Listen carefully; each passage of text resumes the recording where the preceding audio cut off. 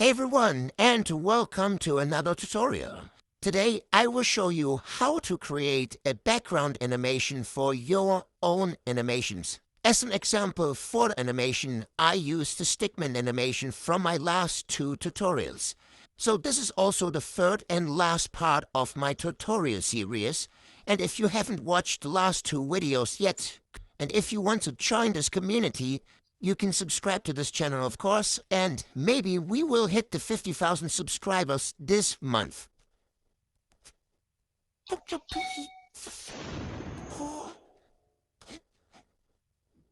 The first thing we need is the color for our background. I used the bucket to completely fill the background.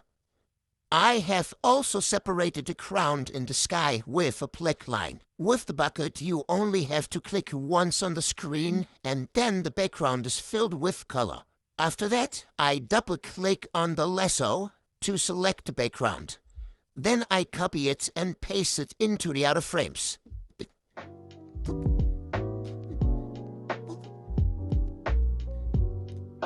When the stick figure jumps up, I move the background down.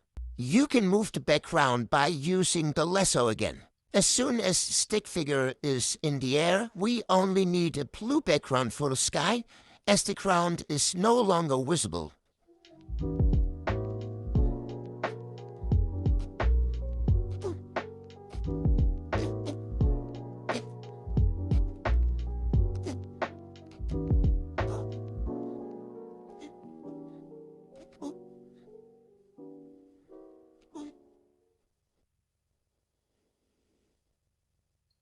The next thing I want to show you is how you can move the background along with the stick figure.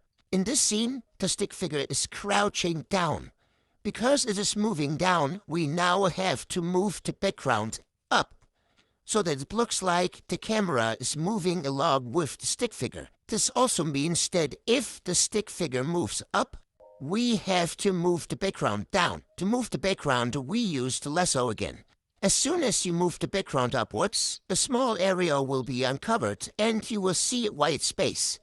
You can use the bucket or a pencil to fill the empty space with color. What we should also pay attention to is that the more the stick figure moves down, the more we have to move the background up as well.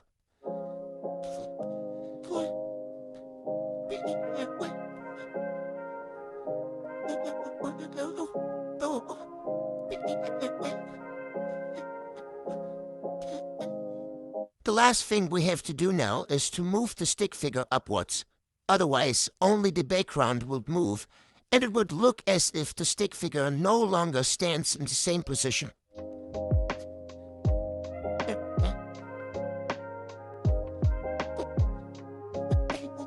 Every time there's fast movement, or when the stick figure flies, I use strokes and smear effects to show the speed. The color of the lines should match the background. That's why I use a white and a dark blue color to draw the background effects. You should vary between small and large lines.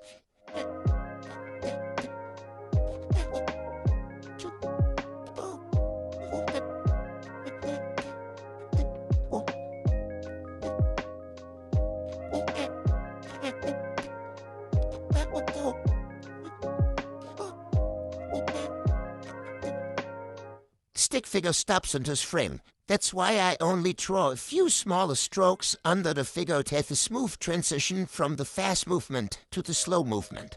In the next scene, the stickman flies through the air the whole time.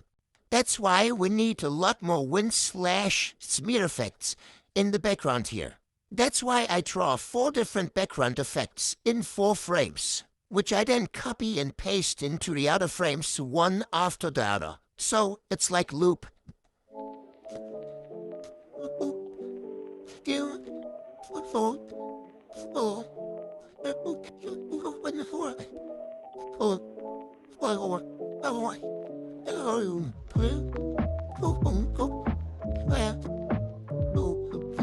As soon as we have drawn the 4 different background effects in all 4 frames, we start by copying the effect in the first frame. Then we always count off 4 frames, So 1, 2, 3, and 4, and paste it there.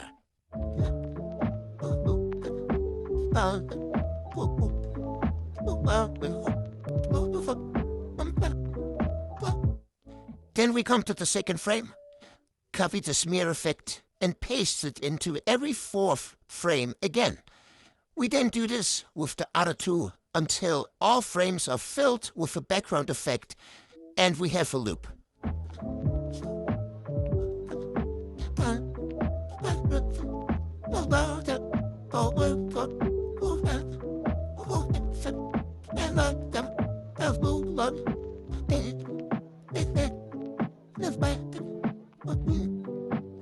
And this is what the animation looks like at the moment.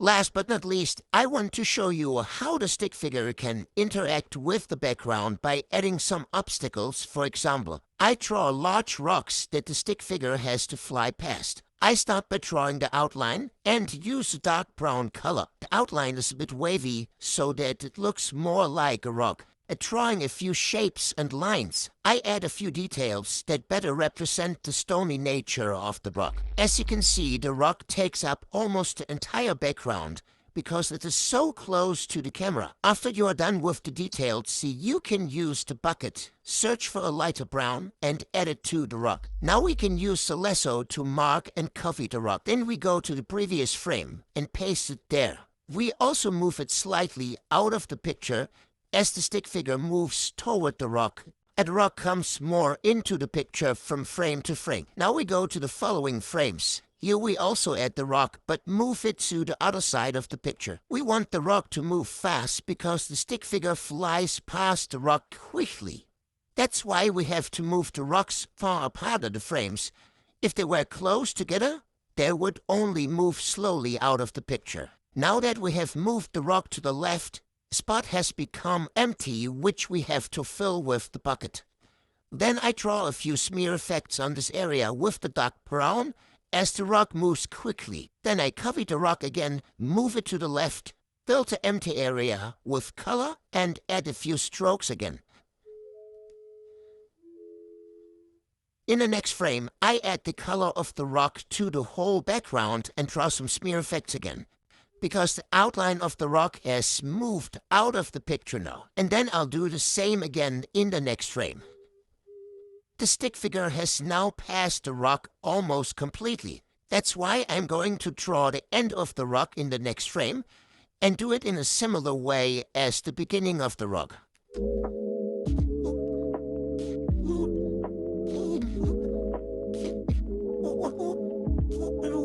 After we have finished drawing the end of the rock, we copy it, paste it into the next frames, and move it slightly out of the picture. After the stick figure has passed the first stone, it flies past another rock on the other side. Because the stick figure is behind the second rock this time, you should draw the rock in a layer, which is above the layer with the stick figure. As this rock is now further away from the camera, we can draw it smaller and in its entirety.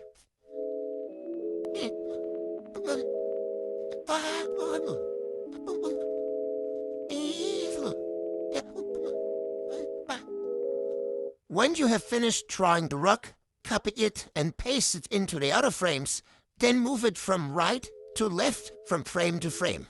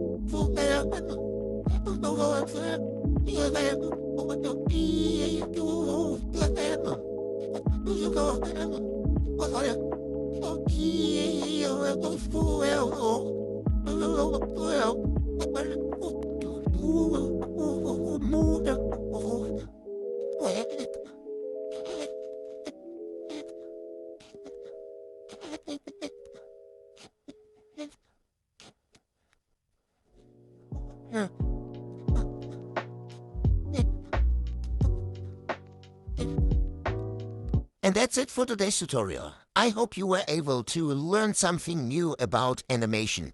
See you again in the next video. Have a nice day and bye-bye.